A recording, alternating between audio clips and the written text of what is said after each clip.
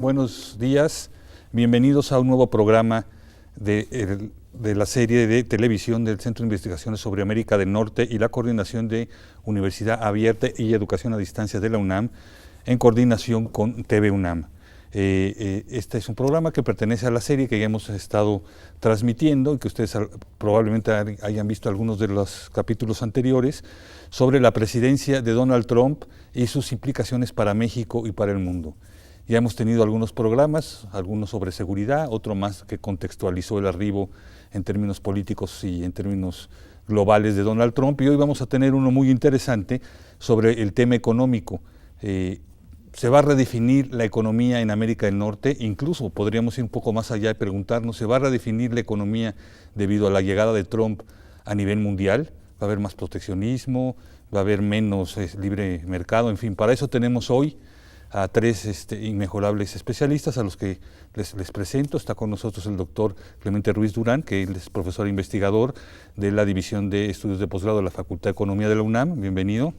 Gracias. También está con nosotros la doctora Elisa Dávalos López, investigadora del Centro de Investigaciones sobre América del Norte, y la doctora Claudia Maya, que también es asimismo investigadora del Centro de Investigaciones sobre América del Norte. Bienvenidas a ambas. Muchas gracias. Y bien, como les comentaba, el tema de hoy es uno que ha estado, todo el tiempo en las palabras no solo de Trump, sino de nuestros propios políticos y de todos los actores involucrados desde el arribo a Trump a la presidencia, y es el tema de la economía en América del Norte. Cómo se va a modificar con las intenciones ya anunciadas que tiene el presidente Trump de, por ejemplo, renegociar el Tratado de Libre Comercio de América del Norte, entre otras cosas que iremos platicando hoy. Para empezar, me gustaría empezar por ahí, doctor Clemente Ruiz Durán. ¿Cómo puede, hasta dónde puede y cómo puede renegociar este Tratado de Libre Comercio de América del Norte el presidente Trump? ¿Cuáles son sus posiciones? Se ha dicho mucho de que va a ser 2 negociaciones bilaterales, pero ¿nos podría dar este contexto? Sí, mire, ¿qué es lo que está haciendo el presidente Trump, no? Bueno, él es un hombre que ha estado en los negocios durante mucho tiempo, y lo que él ha percibido, ¿no?, desde una perspectiva empresarial, no de presidente como tal, es de que el déficit de México, de Estados Unidos con México, es muy grande en términos comerciales. Alcanza los 122,000 millones el último año, ¿no? Entonces, él retoma un poco la visión esta de que los americanos han estado construyendo durante la última década de una política industrial para Estados Unidos. Una política industrial en la cual lo que quieren es reducir el déficit, ¿no? Como en antiguos tiempos era el déficit de México con Estados Unidos, ¿no? Ahora ellos quieren reducir el déficit de Estados Unidos con México. Ahora, que lo pueden hacer, lo pueden hacer. Claro. Lo que pasa es de que el mundo cambió también, ¿no? No estamos viviendo en el mundo de cuando nosotros teníamos déficit con Estados Unidos, sino que estamos en un mundo de cadenas globales de valor. Okay. Esas cadenas globales de valor pues se producen en donde es más conveniente para las empresas, ¿no? El atractivo que ha tenido México para atraer los capitales extranjeros, pues es mano de obra calificada y barata. Esto lo hace competitivos. Nos ha hecho muy competitivos, ¿no? La verdad, ¿no? Somos la 10ª parte del salario industrial de los Estados Unidos, de los salarios que se les pagan a nuestros trabajadores. Bueno, pues es un diferencial muy grande. Ahora, ¿qué es lo que puede hacer? Puede hacer muchas cosas, ¿no? Correcto. Hoy, el 14 de febrero de 2017, lo que puedo decir es de que se está pensando de que anuncie medidas, no directamente en lo del tratado, porque eso lleva tiempo renegociarlo. Claro. Eso no se... Es decir, un tratado, es un tratado que se firma por los congresos y todo, y entonces eso va a tardar, si de una manera más rápida, todo el año, ¿no?, de 2017. Pero puede entonces, mientras, hacer medidas para reducir los impuestos, para poner un impuesto de entrada en la frontera, que es el famoso VAT, ¿no? Que es el impuesto para la cuestión de fronteriza. Puede ponerles también a las inversiones, ¿no? Un impuesto a las inversiones que retornen sus utilidades hacia Estados Unidos. Les dice, si te sigues operando en México, entonces te voy a poner un cierto impuesto. Entonces tiene una gama de opciones, ¿no? Que la gente está pensando en el Tratado de Libre Comercio. No, él puede actuar y muy rápidamente. Entonces, lo que México debe de estar preparado, ¿no? Es para tener una reacción rápida frente a esto. Desgraciadamente nuestro gobierno, ¿qué es lo que sucede, no? No son rápidos y no tienen una perspectiva clara de qué renegociar. Y después lo están haciendo en lo oscurito. Es lo peor que puede sucederle a un país. Si nosotros no sabemos qué va a hablar Videgaray a Estados Unidos, es decir, tenemos que asumir que está hablando bien, pero un país no puede basarse en eso, en lo que un señor, en el criterio de un señor. Debía de ser transparente. Miren, yo voy a tratar de hacer esto y decirle a Trump estas cosas. Sí, pero no de comercio está el tema del muro, ¿no? Que fue el que fue disque a negociar. Sí, pero todo, es decir, todo lo debía de decir transparentemente. Claro. En lo económico voy a tratar de hacer estas cosas, ¿no? Y dicen, es que yo sé cómo negociar. No sabemos nosotros. Son tan ignorantes como nosotros y entonces lo están haciendo en lo oscurito. Entonces, ¿va a ser una buena o mala negociación? Pues no sabemos, ¿no? Claro. Entonces, los puntos aquí sería conservar los beneficios que ha tenido el Tratado de Libre Comercio para México, ¿no? Pero entonces que nos digan, ¿no? Exactamente cuáles serían los puntos, las cláusulas, ¿no? Porque no somos niños, ¿no? Es decir, somos un país que tuvo muy claro hacer la negociación y fue transparente, se hizo a través de negociadores, pero también hubo las cámaras, ¿no? Claro. Entonces, lo que tenemos que ver es, como se desespera mucho Trump, va a echar a andar antes estas medidas, ¿no? Muy bien. Y está haciendo un desastre, porque esas medidas son de ocurrencias de él, ¿no? Incluso hay quien dice que puede ser contraproducentes, doctor, para él mismo, para la economía americana, algunas de ellas. Pues mire, ¿no? Por ejemplo, a ver, hace lo que dice, ¿no? Que esto de los impuestos que va a ser lo más rápido que puede echar a andar. Ajá. Entonces, ¿qué va a suceder? Pone un impuesto en la frontera, ¿no? De las cuestiones mexicanas que vayan a Estados Unidos. ¿Qué le va a pasar al consumidor norteamericano? Va a tener que pagar más caro la importación. La importación, sí. Entonces, pues a los americanos ahorita se les hace padre, ¿no? Ay, sí se puso los pantalones, está haciendo... Ah, sí, pero espérate, a la hora que te llegue a la mesa el producto que tú estás esperando, va a traer el impuesto que se me ocurrió a mí. Claro. Ah, pues entonces ya no fue tan listo Trump, ¿no? Pero entonces esas cosas son las que hay que evidenciar, ¿no? Claro. Es las que tenemos que nosotros claramente mencionar, ¿no? Porque hay que pensar, mucha gente, ¿no? Aquí mismo en la universidad hay mucha gente que ha estado pensando, no, pues que el país necesita una transformación de largo plazo y que el mercado interno. Pero esas son cuestiones del mediano y largo plazo. Ahorita hay que hoy tenemos que reaccionar rápido. Claro. Es decir, por eso me atreví a decir la fecha en la que estamos grabando esto, porque mañana a lo mejor se nos adelantó Trump y ya dijo alguna cosa adicional. Que además, bueno, Trump ha demostrado que es un poco volátil o voluble en lo que dice, ¿no? O sea, a veces en todo, ¿no? Y después tiene que estarse adaptando a la situación que ve, ¿no? Es decir, está negociando no solamente con México, sino con muchos países, ¿no? Claro. Entonces ayer, por ejemplo, estuvo Trudeau, ¿no? En la Casa Blanca, ¿no? ¿Y por qué a Trudeau lo trata así, no? Ay, que Canadá, que quién sabe qué tanto. Porque con ellos, Estados Unidos es el que tiene el superávit con Canadá. Claro. Ahí entonces, está. ¿Para qué va a cambiar las cosas? No, si está re bien Canadá, pues sí, claro, ¿no? Entonces, lo que tenemos que tener en perspectiva es de que este es como un cowboy, ¿no? Que va en un caballo y salta y salta y salta y de repente hay obstáculos y todo eso y entonces tiene que ir modificando todas las cosas. Entonces es un hombre con inteligente, porque para eso llegó a la presidencia de Estados Unidos, pero muy voluble, ¿no?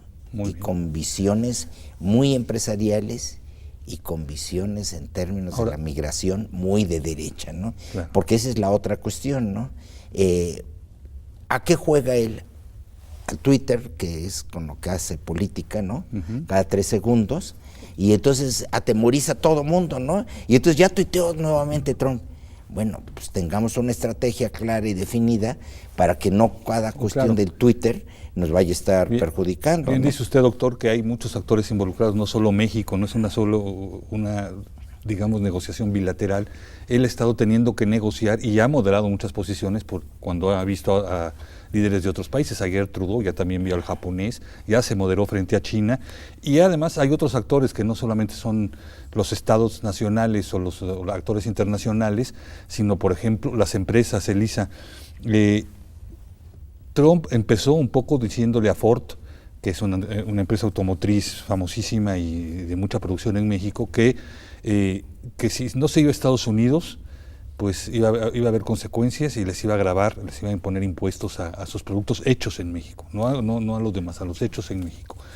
¿Qué opinas de esto, Elisa? O sea, Sí. ¿por qué reaccionó Ford así?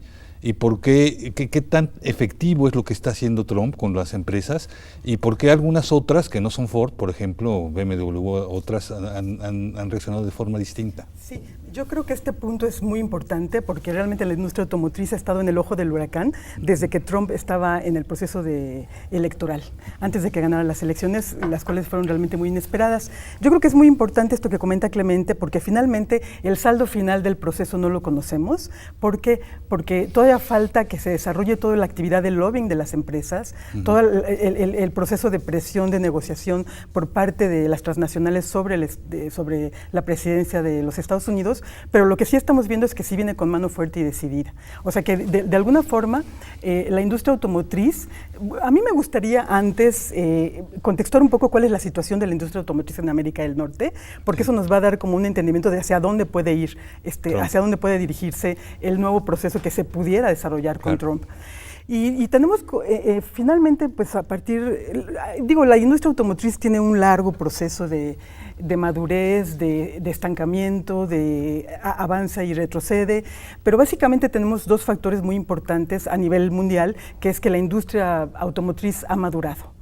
Los mercados maduros han perdido mucho espacio frente a las ganancias que se obtienen de los mercados emergentes. Entonces, eso es una situación que ha dejado, ha planteado reconfigurar ciertas decisiones que tienen que tomar las empresas transnacionales, por un lado. Y por otro lado, también está en un proceso de transición tecnológica, porque el motor de combustión interna de mediados del siglo pasado, pues ahorita está en cuestionamiento, la contaminación, los estándares de los gobiernos en la Unión Europea, por ejemplo, que cada vez son más estrictos y cada vez pretenden establecerle más límites a la industria automotriz. En fin, están los híbridos, pero todavía no se encuentra a ciencia cierta la alternativa al motor de combustión interna en la industria automotriz. Sí. Hay todo un desarrollo de investigación y desarrollo en este tema.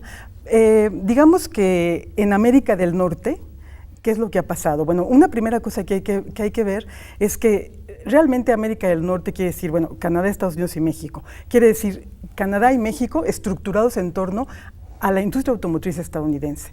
Porque como sabemos, México no tiene ninguna firma automotriz, no. Pero Canadá tampoco. Entonces, ¿qué es lo que tenemos? Tenemos que, específicamente en el caso de Canadá, Canadá desde la década de los 60 del siglo pasado logra un proceso de integración muy interesante y muy profundo porque se desarrolla un tratado de libre comercio que se llamó Autopac, que fue un tratado específicamente para la industria automotriz. Entonces lo firmaron también las empresas mismas, las llamadas 3 grandes de Detroit, que ahora ya nada más se les llama las 3 de Detroit, porque pues han tenido un socavo bastante considerable. Y entonces, que son Ford, General Motors y Chrysler. Son las tres de Detroit. Y entonces Canadá ha tenido un proceso muy importante de integración en la industria automotriz desde muy tempranas décadas, y eso ha facilitado que las empresas transnacionales hagan un uso de la geografía regional de Norteamérica muy libre y muy conveniente a sus intereses.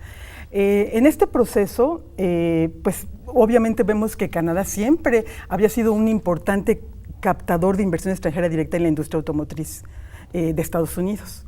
El caso de México, pues había recibido inversión, pero mucho menos en comparación con la de Estados Unidos. Pero a partir de la crisis de 2001, pero sobre todo a partir de la fuerte recesión financiera de 2008-2009, lo que vemos son cambios importantes en el patrón de conducta de las empresas transnacionales. Vemos que en México, que había sido un lugar relativamente menos importante de producción de ensamble, empieza a tomar un paso acelerado al grado tal que en la prensa se le empieza a llamar el nuevo Detroit, porque realmente empiezan a venir no únicamente las tres grandes de Estados Unidos, sino empiezan a venir empresas alemanas, empresas japonesas, coreanas, por supuesto europeas en general, y este nuevo momento marca un cambio en la correlación de fuerzas entre los tres países de América del Norte. Por ejemplo, si nosotros observamos las estadísticas de valor agregado en la producción automotriz mundial, vamos a encontrar que Canadá estaba en el lugar séptimo, y del lugar séptimo pasa en 2008 al lugar 13º. ¿Y México? Y México estaba, precisamente, es lo interesante, pasa a ocupar el lugar séptimo de Canadá, haciendo que había estado en el lugar 12º. Entonces, en este proceso también es interesante ver que China pasa a ser el primer productor en valor agregado mundial en la industria automotriz. O sea, China desplaza a los Estados Unidos. Pero digamos en América del Norte entonces hay una especie de giro hacia México, que es el país, digamos, con costes más bajos, pero también con ciertos incipientes desarrollos tecnológicos, de los cuales el doctor Clemente nos podría platicar sobre eso. En eso de las cadenas de valor que él mencionó. Bueno, tiene que ver con las cadenas, pero tiene que ver más específicamente con que cada vez vienen a México más actividades ligadas a high-tech, a alta tecnología, aunque tengan poco valor agregado, ¿no? Que es a lo que me refería. Okay. Finalmente, lo que estaba pasando era que México empezaba a tener un cierto boom de atracción de la inversión extranjera directa automotriz. Y es en este contexto en el cual llega Trump a hacer declaraciones diciendo que, amenazando, por ejemplo, tan sencillo como que la Nissan hizo una gran inversión de $1,000 millones, y de repente se encuentra con el escenario de que se va a encontrar con una gran cantidad de obstáculos, entre ellos la política arancelaria de Donald Trump a las industrias automovilísticas que no produzcan en su territorio. Entonces, esto sí puede generar o sea, vamos a observarlo porque no podemos saber a ciencia cierta cuál va a ser el escenario que va a resultar de todo esto. Claro, pero tenemos antecedentes históricos, perdón, Diego, tenemos ciertos antecedentes históricos que nos pueden hacer pensar que podría ser que realmente Estados Unidos captara la inversión extranjera directa que nosotros ahorita tenemos, quizás alguna que Canadá tenga y otra que nueva. Por ejemplo, en la década en 1971, en 1985, en la reunión de los países más industrializados del mundo, se acordó una modificación del tipo de cambio del yen, porque los Estados Unidos empezaron a tener muchas presiones con el déficit comercial, y Estados Unidos en esta cumbre presiona a Japón para que sobrevalúe su moneda, su yen, y eso encarezca sus exportaciones. Entonces, este elemento combinado con los requisitos a la importación, o sea, las restricciones a la importación de automóviles, dieron como resultado que las empresas transnacionales automotrices japonesas empezaran a invertir en territorio estadounidense.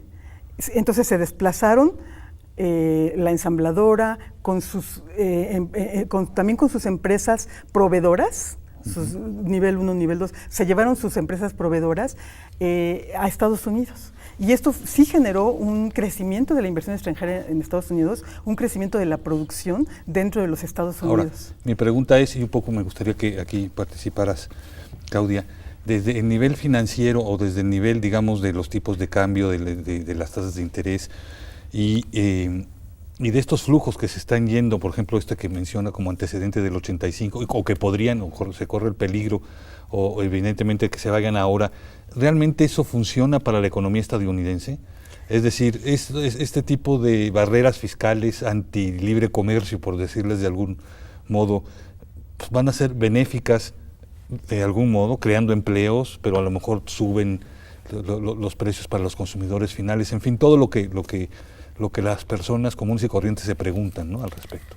Pues hay que entender una cosa. Primero es que el Tratado de Libre Comercio no solamente involucró las cuestiones productivas, el comercio de bienes y servicios. El capítulo 14 del Tratado de Libre Comercio fue muy importante para el acercamiento financiero de estos tres países y prácticamente de Estados Unidos y México, ¿no? El capítulo 14 de los servicios financieros, donde la banca estadounidense se ve muy interesada en la banca mexicana o en el mercado mexicano. Y esto es un referente muy importante porque hay que entender que las finanzas importan y mucho, claro, ¿no? Está bien, el flujo comercial es fundamental, pero la cuestión financiera, que es aún más complicada y más difícil de controlar o de taxar en un momento dado a la gran tecnología con la que hoy se cuenta, es muy importante. Hay que entender que Trump no es Estados Unidos, que la relación de México con Estados Unidos tampoco empezó con el libre comercio, ya había un acercamiento comercial importante, ya había inversiones importantes en México de Estados Unidos y sobre todo ya había un acercamiento financiero muy importante que se da antes de la década de los 80 y que después provino la crisis de deuda, donde los bancos estadounidenses se ven muy afectados, sobre todo cuando México dice no puedo pagar. Entonces hay que entender este panorama. Lo salvó Clinton. Eso fue después. En el 82, antes. Antes, ok. 82-83 la crisis de deuda. Entonces eso es muy importante como referente, tal como lo dice la doctora Dávalos. Y con relación a tu pregunta, ¿cómo se ve esto? Primero hay que entender que México siempre ha fijado su política monetaria en función de los movimientos de la FED.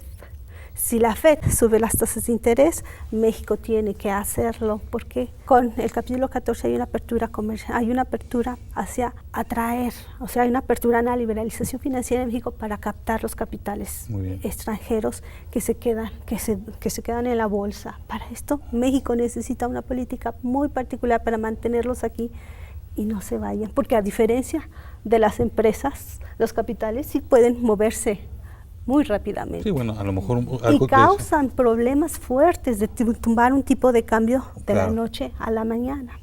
Y la subida de las tasas de interés es otro punto, ¿no? Estamos a punto de llegar a la primera pausa. Me gustaría un poco que el doctor Clemente Ruiz Durán nos comentara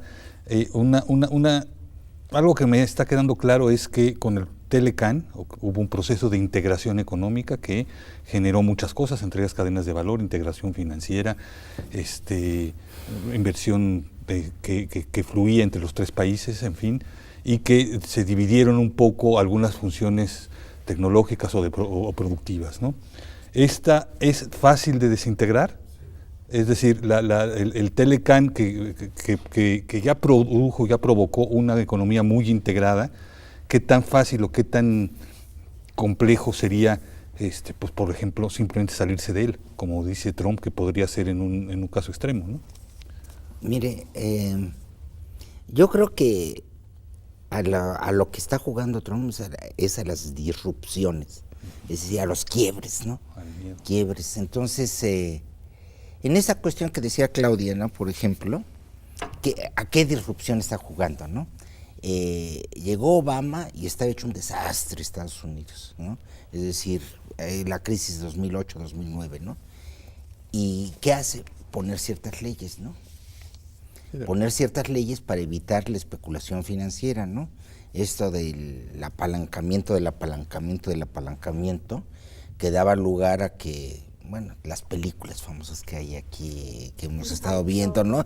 Y todas esas películas lo que hablan es de que se les permitía hacer lo que quisieran los intermediarios financieros. Se pone una ley. ¿Qué es lo que va a hacer? A ver, con un escalamiento financiero rápido se puede dar mucho crecimiento en el muy corto plazo. Entonces él está jugando los primeros 4 años, ¿no? Para que... Crecimiento económico, crecimiento económico y financiero, ¿no? Porque va a traer los capitales, va a hacer que todo esto, y entonces a lo que está jugando es de que Estados Unidos pueda crecer a tasas de 3, 4%, ¿no? Entonces... Ya pensando en la reelección, casi. Obviamente, pero pues sí, no es tonto, claro. ¿no? Es un hombre muy inteligente, está pensando en estar 8 años ahí. Entonces, cosas rápidas, ¿no?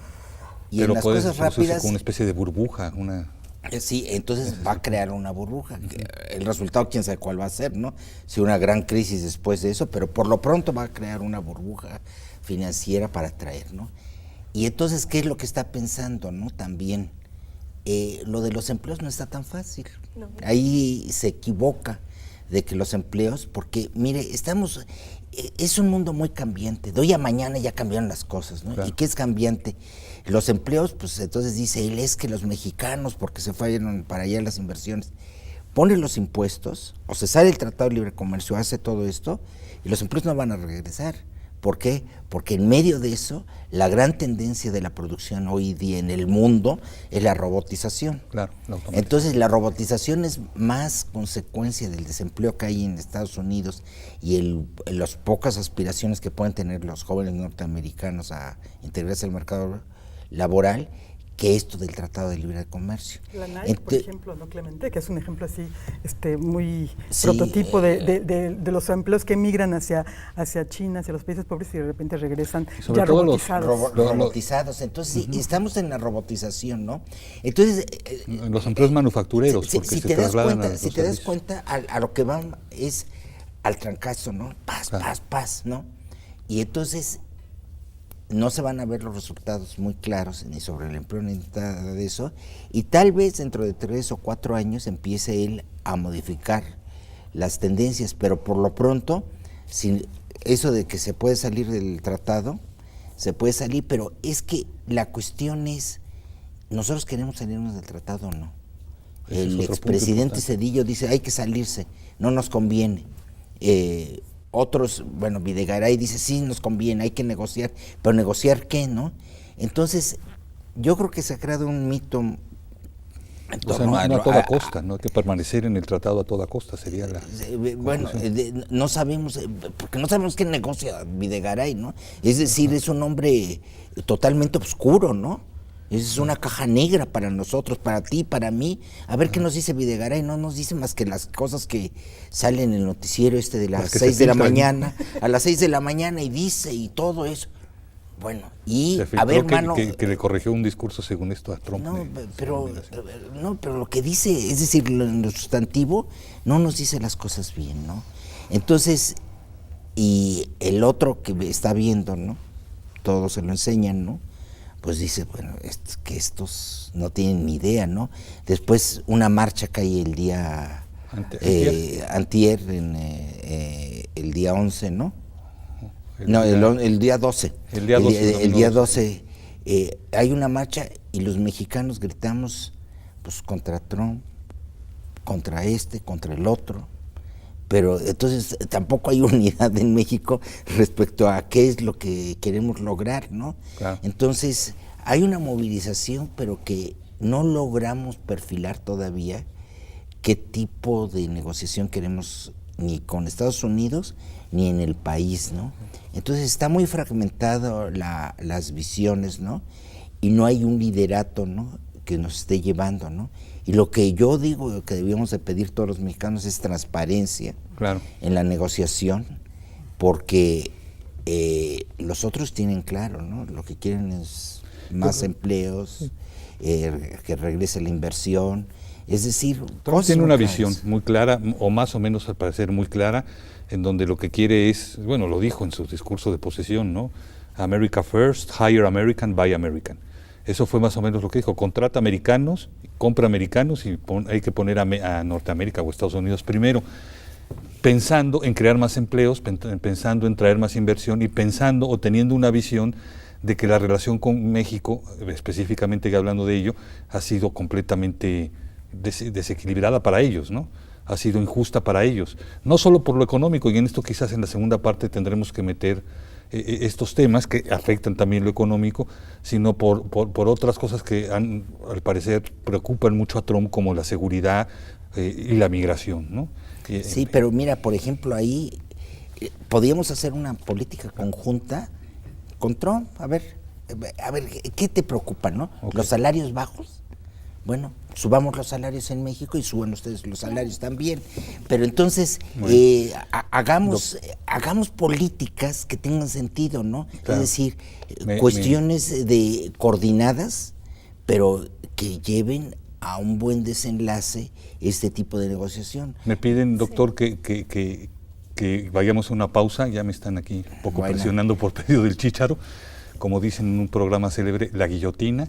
Pero regresamos con este tema y con usted para dar un poco de redondeo y luego hablamos contigo, Claudia. A nuestra audiencia, bueno, pues nos vamos a 2 minutos a una pausa. Les recordamos, eso sí, que este es un programa en el que pueden mandarnos preguntas. Han estado apareciendo teléfonos y correos electrónicos para que nuestros especialistas se las contesten. Yo aquí los comprometo públicamente a que los correos los van a contestar y a quienes nos escriban con las preguntas también les vamos a obsequiar algunos de las ediciones que hacemos en el Centro de Investigaciones sobre América del Norte, que pueden ver ahí en la mesa. Por ejemplo, el del centro es un libro sobre tendencias económicas en América del Norte, justamente, que coordinó la doctora Elisa Dávalos, ¿no? O coordinó la doctora Elisa Dávalos. En fin, entonces, en unos minutos más regresamos con este tema, doctor.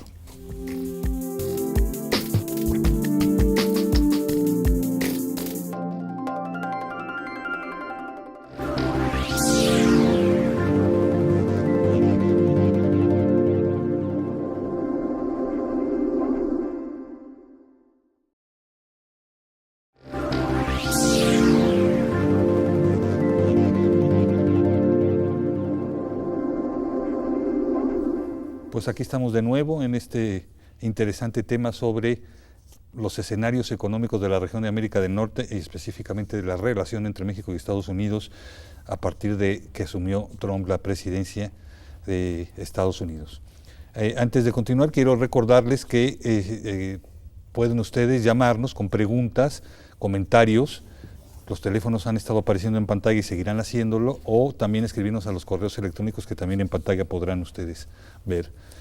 Aquí, por ejemplo, tenemos parte de la producción editorial de nuestro centro, el Centro de Investigaciones sobre América del Norte, y a todos aquellos que nos hablen, pues les obsequiaremos libros y revistas, o incluso suscripciones a revistas que tratan temas muy parecidos a los que hoy estamos platicando. Por ejemplo, aquí tenemos en una de las esquinas a la revista Voices of Mexico, el número 101, en el cual, por cierto, se incluye un artículo sobre las tasas de interés y la FED y las políticas monetarias de Estados Unidos que escribió la doctora Claudia Maya, que les recomiendo ampliamente.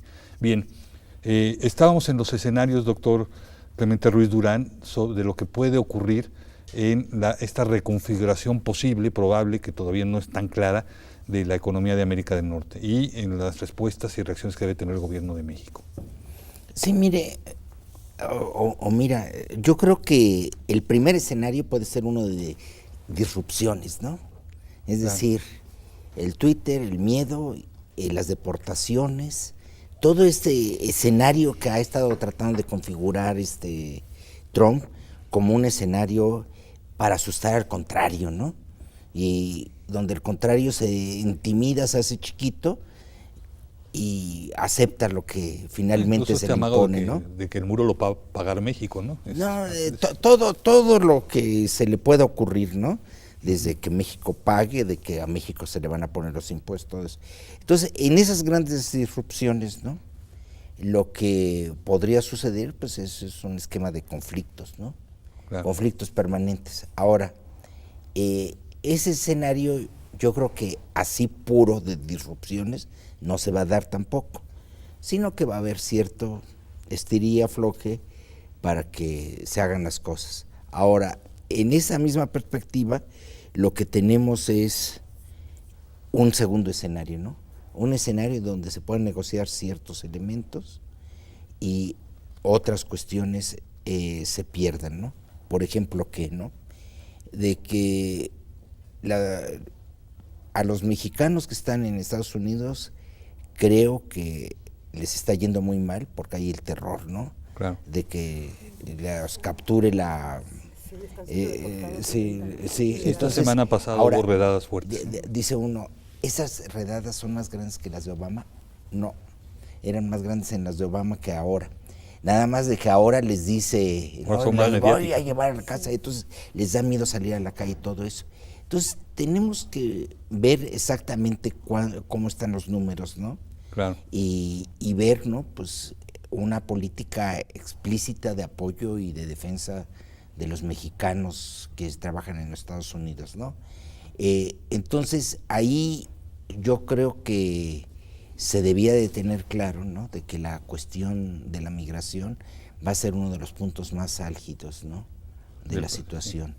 ¿Qué pasa? El crecimiento, ellos tampoco pueden ir muy lejos porque el crecimiento de la población en Estados Unidos, el 50% se explica por la migración. Claro. Estamos en la época de las sociedades que envejecieron y entonces lo que requieren es gente joven que llegue de otras partes del mundo. Y Estados Unidos está en ese caso. Está en ese caso. Entonces, eso es los elementos que debíamos usar para negociar con ellos, ¿no? Oigan, ustedes están envejeciendo, ya son un país que requiere forzosamente migraciones porque si no, el consumo de masas es lo que sostiene la economía norteamericana, no es la producción en masa. Entonces, tener claro, entonces ese escenario de la migración, debíamos de decirles, oigan, no pueden tratar así a la gente, ni de nosotros, ni del resto del mundo, porque ustedes nos necesitan y necesitan a todo el mundo, ¿no? Claro. Pero ese escenario de que nuestro gobierno negocie en esos términos, pues no se ve, ¿no? Entonces están en el temor, ¿no? Claro. En el pavor, ¿no? Y entonces están instruyendo a los consulados para que atiendan a las gentes. Pero entonces hay que saber negociar con ellos, ¿no? Frente a las disrupciones, una negociación inteligente que permita entonces ponernos frente a ellos de igual a igual, ¿no? Y que sea abierta, transparente. Sí, entonces el primer escenario, ¿no? El segundo escenario, un escenario de negociaciones, ¿no? Se busca negociar, que esperamos que se negocie transparentemente, ¿no? Claro. El Tratado de Libre Comercio tarda más o menos un año en echarse a andar todo esto porque tiene que pasar por los congresos de ambos países. 6 meses mínimo, pero en la práctica es 6 meses hasta que ya se hacen todas las cosas. Entonces, 2017 puede ser un año bueno para México, porque como todo el mundo se está acelerando para evitar los efectos negativos de todo este cambio, entonces 2017 se perfila un buen año, pasan la negociación y se llega a un acuerdo sobre el Tratado de Libre Comercio en varios puntos, ¿no? Y un tercer escenario sería en el que combinado las disrupciones con una negociación, ¿no? Claro. Y entonces sí tenemos 3 grandes escenarios, ¿no? Y yo me iría más por una cuestión en la cual hubiera una negociación transparente, no la que está haciendo el gobierno actualmente, porque a lo que nos está llevando es que México lo que quiere es, y los mexicanos queremos saber qué es la visión que tiene este gobierno para el futuro y qué es lo que están tratando de negociar con los Estados Unidos. Y eso no lo quieren decir porque ya se va a acabar el gobierno, ¿no? Sí, les falta poco. Entonces dicen, pues, negocio, ya lo que yo negocio está en lo oscurito y ya no me toca a mí, ¿no? Entonces, bueno, sí, pero nos toca a todos los demás mexicanos, ¿no? Claro. Sí. Y entonces... Falta de compromiso con el país. Y con el proyecto de largo plazo del país. Los costos pero políticos que ese proyecto de largo plazo, pues hay muchos proyectos en México, ¿no? De largo plazo. Entonces, lo importante es que concreticen institucionalmente. que tengan un yo cauce. Creo que, sí, pero, pero que nos digan, ¿no? Sí. Lo que pedimos es que no vuelva a salir Videgaray de México sin que haya dicho vamos a negociar estas cosas. Hay como una sensación general de que están ellos mismos a la expectativa, a la defensiva, a ver qué les dicen, y pues dependiendo de lo que vaya diciendo el gobierno de Estados Unidos, ellos irán respondiendo esto sí o esto no. Esa es la visión un poco generalizada, ¿no? O sea, al parecer no tienen una estrategia para negociar, ¿no? Sino que están siendo simplemente reactivos. No sabemos si son reactivos, la ¿no? estrategia es precisamente eso, no dar información. Estar pasivos, ¿no? Y sí, porque no son tontos tampoco nuestros negociadores. Videgaray es graduado del MIT, ¿no? Entonces son gentes que han sabido manejar, pero que en esto lo que no saben es cómo negociar una cuestión en forma transparente frente a un enemigo, ¿no? O quién están haciendo, o sea, de parte de quién están haciendo la negociación, para quién están negociando el TLC, que no necesariamente en beneficio de la población. Hay empresas, o sea, son las empresas las más interesadas en mantenerse en el TLC. Claro. No necesariamente los migrantes o el propio gobierno. Son los intereses de quién está yendo a negociar Videgaray. Sí, pero que eso nos es digan, muy claro. ¿no? Que nos digan los lineamientos más generales, ¿no?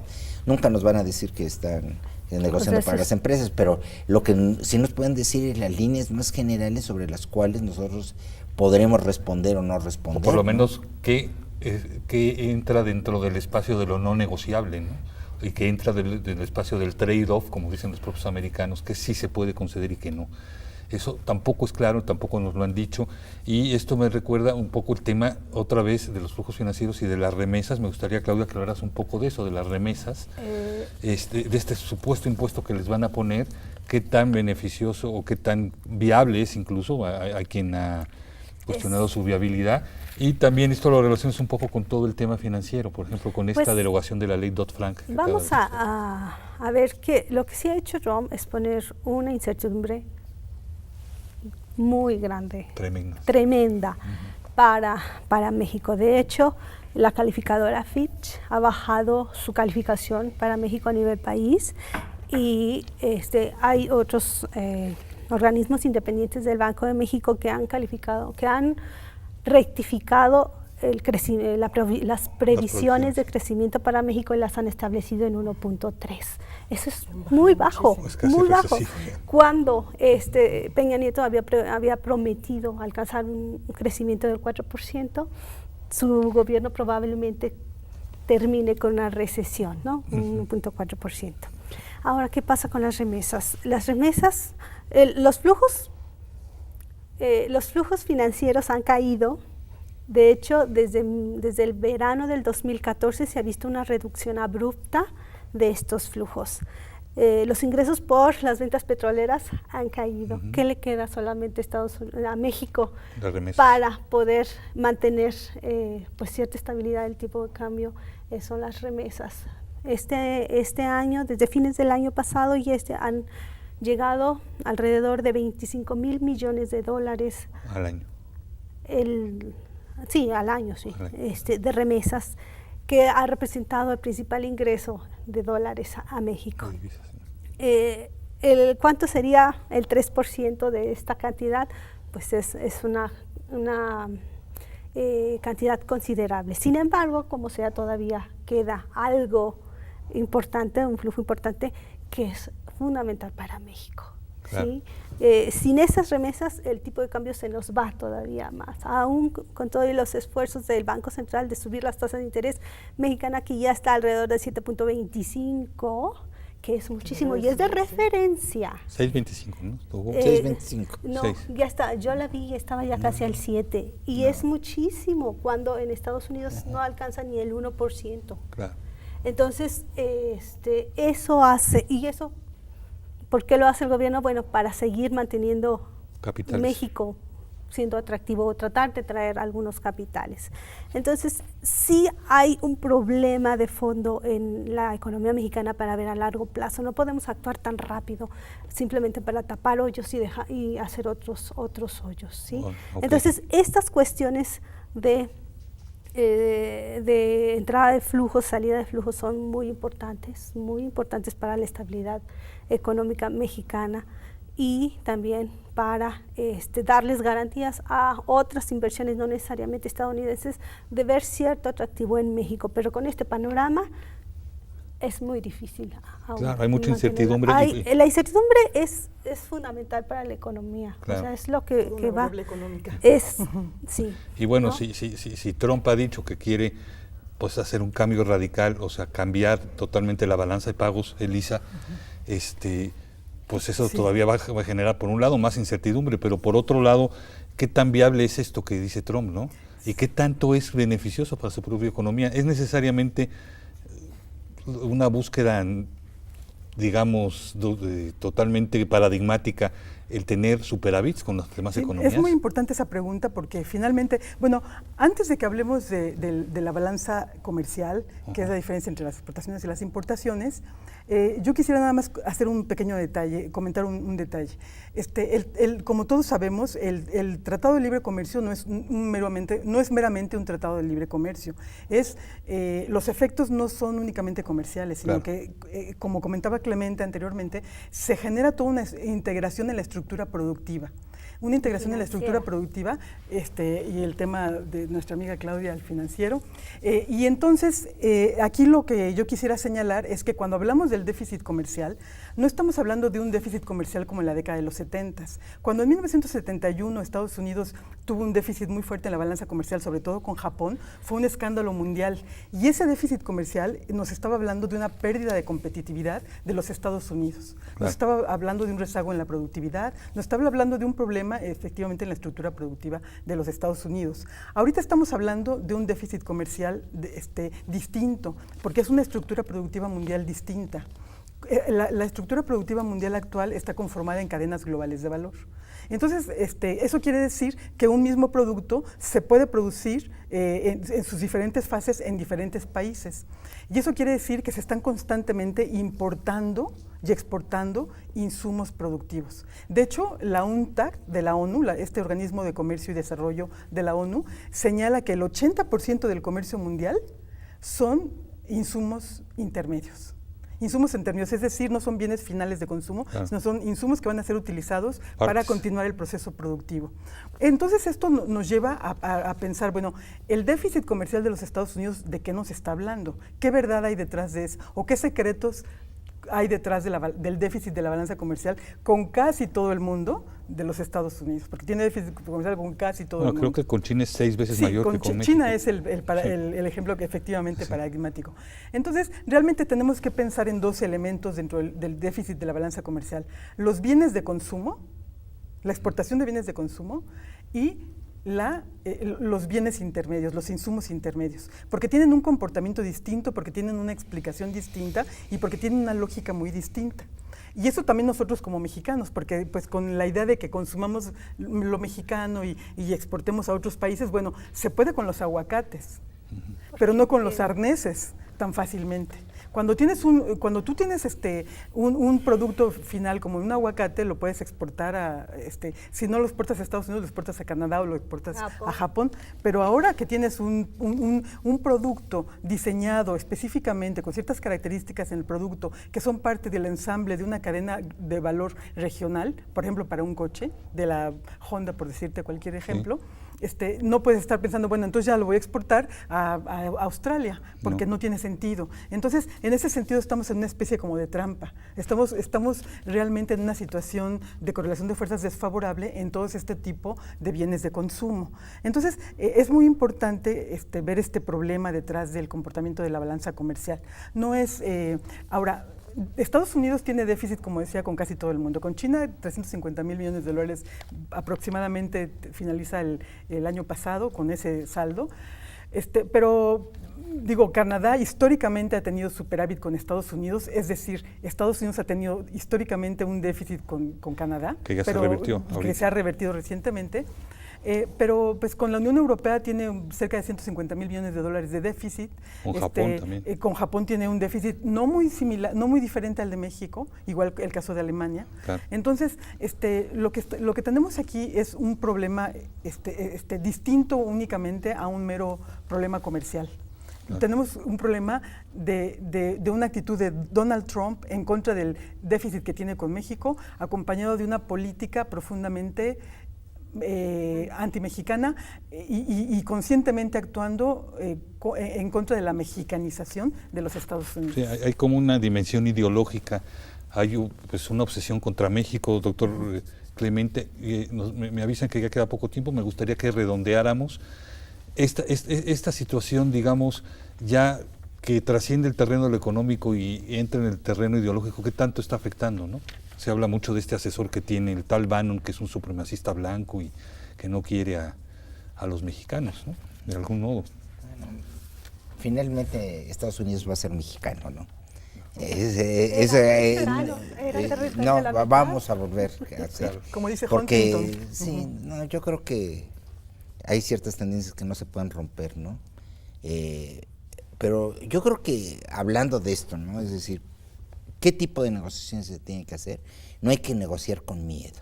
Es en primer lugar, ¿no? Sí, pero para no negociar con miedo hay que entonces socializar las cosas para entonces tener el respaldo. Es decir, si yo ahorita me pongo a negociar con Claudia nada más, ¿no? Sin decirles a ustedes dos, ¿no? Pues es más débil mi posición que abiertamente aquí estar tratando de llegar a un acuerdo porque estamos socializando las cosas. Claro. Y después hay otra cuestión que no se ha hablado aquí.